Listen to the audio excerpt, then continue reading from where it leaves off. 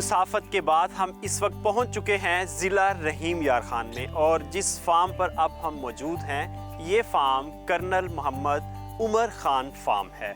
और इस फार्म की ख़ास बात यह है कि गुज़श्ता सीज़न में इस फार्म से फार्म के मैनेजर मोहम्मद आसिफ ने 82 मन फ़ी एकड़ पैदावार लेकर पाकिस्तान भर में रिकॉर्ड कायम किया, और हुकूमत पंजाब की तरफ से उनको फर्स्ट प्राइज़ भी दिया गया।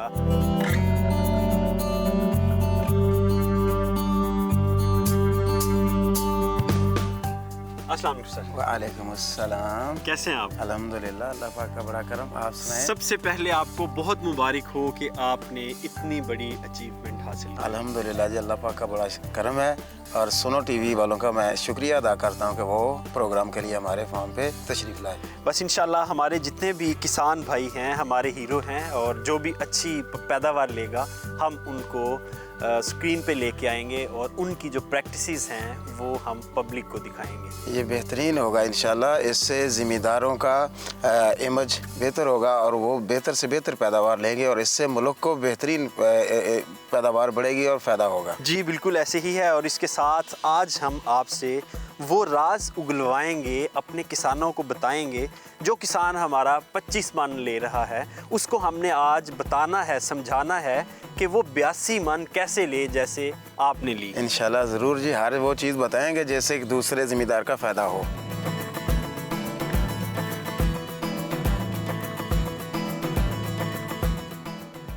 आसिफ साहब, आप माशाल्लाह गुज़श्ता 5 सालों से 330 एकड़ का एक बड़ा फार्म है ये मैनेज कर रहे हैं।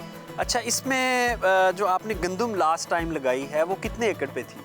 हमारी पिछले साल गंदम 110 एकड़ पे थी। नुमाइशी प्लॉट की पैदावार 82 मन ली आपने, तो जो बाकी ओवरऑल फार्म था उसकी क्या प्रोडक्शन आई? हमारी ओवरऑल जो पैदावार है वो 52 मन पर एकड़, 110 एकड़ एवरेज जो हमारी बनी है वो 52 मन बनी है। यानी गुज़श्ता साल हमारा जो आम फार्मर है उसकी जो एवरेज थी वो 25 मन थी, तो आपकी उससे डबल से भी ज़्यादा है। तो आपकी माहिराना राय हम ज़रूर अपने किसानों तक पहुंचाएंगे, और आपके जो तजुर्बात हैं उससे हम अपने किसान भाइयों को ज़रूर मुस्तफ़ीद करेंगे ताकि वो भी अपनी पैदावार में इजाफ़ा कर सकें। हम आपको लिए चलेंगे आसिफ साहब के साथ इनके फार्म पर।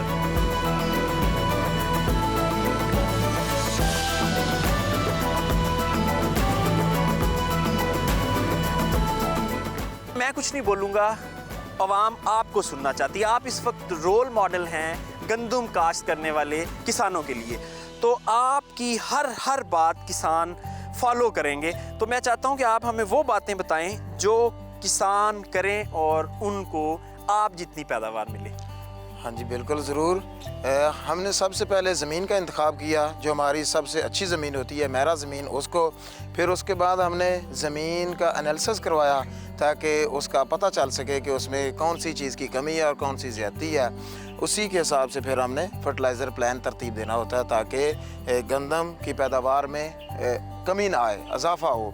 और उसी के हिसाब से हमने फिर गंदम की वैरायटीज़ सेलेक्ट करनी होती हैं जो महकमा ज़राअत की तरफ से सिफारिश करदा होती हैं, जो सबसे ज़्यादा अच्छी पैदावार दे सकें। हमने पिछले साल जो वैरायटी सेलेक्ट की थी जिस पे हमें फ़र्स्ट प्राइज़ मिला, वो दिलकश 2021 अप्रूव्ड वैरायटी है। गवर्नमेंट पंजाब सीड कॉरपोरेशन से भी ये वैरायटी आसानी से आम ज़िम्मेदारों को भी मिल जाती है। हाँ जी, उसके अलावा फिर जब हमने अपनी गंदम लगाई तो उसका सोइंग टाइम जो है ना वो देखना पड़ता है। हमारे इस इलाके में 25 अक्टूबर से काश्त गंदम की काश्त शुरू हो जाती है, तो हमने नवंबर के पहले हफ्ते में अपनी जो गंदम की काश्त थी वो कंप्लीट कर ली। 5 नवंबर को हमने अपनी वैरायटी लगा ली, और गंदम लगाने के बाद हमने यानी कि ज़मीन तैयार की। ज़मीन की तैयारी जो है ना वो हम जदीद आलात, जो ज़रूरी आलात इस वक्त मार्केट में मौजूद हैं वो हमारे पास फार्म पे मौजूद हैं, उनसे हमने ज़मीन की तैयारी की, रूटावेट किया, कल्टी हल और ड्रिल के साथ हमने काश्त की। ड्रिल काश्त जो है ना इससे पैदावार में 2 से 3 मन अज़ाफ़ी पैदावार होती है। बाकी जितने भी तरीके इस्तेमाल किए जाते हैं गंदम की काश्त के लिए उससे ये बेहतर है। उसके बाद हमने फर्टिलाइज़र प्लान 2 बैग DAP और 1 बैग पोटाश हमारे ज़िम्मेदार हजरात अमूमन DAP तो इस्तेमाल करते हैं, DAP काफ़ी महंगी खाद है, पोटाश ना होने के बराबर इस्तेमाल करते हैं। लेकिन मैं ये चाहूँगा कि मैं जितने भी ज़िम्मेदार भाई हैं वो अपनी ज़मीनों का एनालिसिस करवाएं और अपनी ज़मीनों का फर्टिलाइज़र प्लान उस एनालिसिस के मुताबिक तैयार करें। बल्कि जब किसान रिपोर्ट करवाएंगे तो लैब की जो रिकमेंडेशंस होती है उसमें लिखा होता है कि आपकी ज़मीन में किस चीज़ की हाँ जी, कमी है। बिल्कुल इस तरह। उसके बाद आप अपना फर्टिलाइज़र प्लान दें। फसल आप जो लगाई है काटन की, हमने जो लगाई है, हमने अपनी पूरी फसल तैयार की, उसको सिर्फ 3 पानी लगाए हैं। जो सबसे अहम चीज़ है ना, वो गंदम की फसल को पानी लगाने के मराहल हैं, उनको टाइम पे, यानी कि वो टाइम से पहले लगाएंगे तो आपकी फसल नुकसान में चली जाएगी। टाइम से ज़्यादा ओवर करेंगे, ऊपर जाएंगे, फिर भी वो नुकसान करेगी। उसके लिए ज़रूरी है कि गंदम काश करने के तकरीबन 20 से 22 दिन तक तकरीबन गंदम की जो फसल है उसके 3 पत्ते निकल आते हैं। इसकी ये आम निशानी है, तमाम ज़िम्मेदार जो भी काश्तकारी करते हैं सबको इसका इल्म है। 3 पत्ते जब गंदम की फसल के हो जाएं तो वो अपनी फसल को पहला पानी लगा दें और पहले पानी के साथ यूरिया लाजमी दें। यूरिया फसल की ज़रूरत है। उस वक्त फसल ने, गंदम की फसल ने अपने टिलर्स बनाने होते हैं, शगुफ़े बनाने होते हैं, झाड़ बनाना होता है जो ज़्यादा पैदावार के लिए ज़रूरी है। उसके बाद हमने अपनी गंदम की फसल पे जब दूसरा पानी तकरीबन 1 महीने के बाद लगाया, 1 महीने का गैप दिया, 1 महीने के बाद हमने दूसरा पानी लगाया अपनी गंदम को, और गंदम के दूसरे पानी में हमने उसको फास्फोरस और यूरिया, यानी कि मिड लाइफ में फास्फोरस गंदम की फसल के लिए बहुत ज़रूरी है, वो हमने दी। उसके बहुत ज़्यादा अच्छे रिज़ल्ट्स मिले हमें और ये हमारा 2 पानी कंप्लीट हो गए। दूसरे पानी के बाद हमने, यानी हमारे जो किसान हैं वो नॉर्मली जब ज़मीन तैयार कर रहे होते हैं बेसिल डोज के तौर पे DAP देते हैं, फास्फोरस। हाँ तो आपने 1 महीने बाद जब आपने दूसरा पानी लगाया तब भी आपने DAP तकरीबन हमारी फसल उस वक़्त 55 दिन की थी जब हमने उसको दूसरा पानी लगाया, और दूसरे पानी के साथ हमने मिड लाइफ जो दरमियान उसकी फसल की है ना ज़िंदगी, उसमें हमने 1 बैग NP, वो नाइट्रोजन और फास्फोरस दोनों चीज़ें उसमें है, वो हमने पर एकड़ के हिसाब से इसमें डाला। उसके बाद हमने NPK का, जब ये वतर हालत में आ गई तो NPK का हमने स्प्रे भी किया, और उसके साथ हमने अमाइनो एसिड का स्प्रे भी अपनी फसल पे किया। उसके भी बड़े शानदार रिजल्ट्स मिले हैं। उससे हमारी फसल इक्वल हो गई, पूरे ब्लॉक में, 5 एकड़ के ब्लॉक में बराबर हो गई, यानी कि वो पैचेस में नहीं थी। मैं ज़रा नाजरीन को NPK का बता दूं क्योंकि ये हो सकता है कुछ किसानों को इसका पता ना हो। नाइट्रोजन, फास्फोरस और पोटाश को NPK कहते हैं, और ये 3 जो बेसिक हमारे फर्टिलाइजर्स हैं जो ज़मीन की ज़रूरत है, ये वो वाले हैं।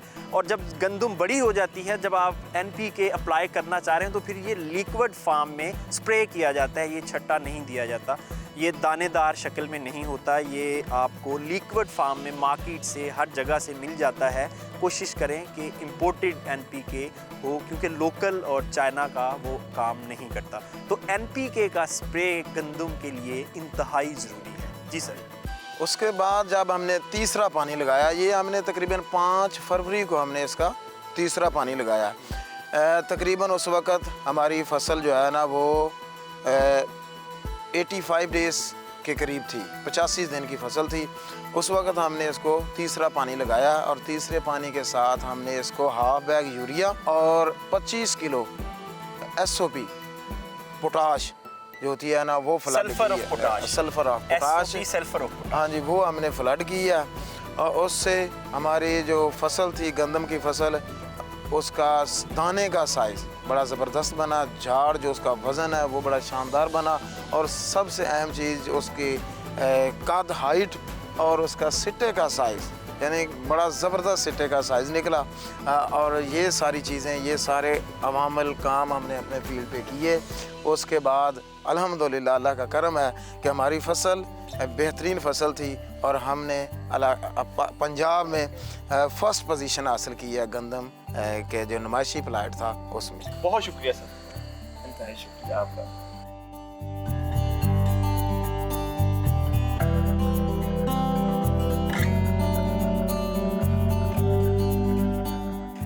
का ताल्लुक ऐसी फसलों से है जो बहुत ज़्यादा पानी पसंद नहीं करती, बल्कि सिर्फ इतना पानी पसंद करती है कि इसकी जड़ें जो हैं वो वत्तर में रहें, वो खुश्क ना हो। क्योंकि अगर जड़ें खुश्क हो गई तो गंदम का ज़मीन से ग़िज़ाइयत लेने का अमल रुक जाएगा, जिससे गंदम की पैदावार मुतासर होगी। ये कैसे पता चले कि जड़ों में वत्तर है कि नहीं, ये हम अभी आपको करके दिखाते हैं। हम इस वक्त एक गंदम के खेत में मौजूद हैं और इस खेत में अभी पानी लगने वाला है कि नहीं, मैं अभी अपने किसान भाइयों को करके दिखाता हूँ। आपने करना ये है कि 4 से 6 इंच मट्टी हटानी है ऊपर से। और ये देखें जी, जब आप मट्टी हटाएंगे तो आप ऐसे मट्टी पकड़ के इसको दबाएंगे तो ये आपको गोला बन गया है, यानी मट्टी इस पोजीशन में है कि वो कंपैक्ट हो गई है। तो इसका मतलब ये है कि इसमें अभी वत्तर है, इसको पानी की ज़रूरत नहीं है। अब दूसरे केस में ये होगा जब नीचे जड़ों में भी मट्टी की हालत ये हो इस तरह, तो इसका मतलब ये है कि इसको पानी लगाने वाला है।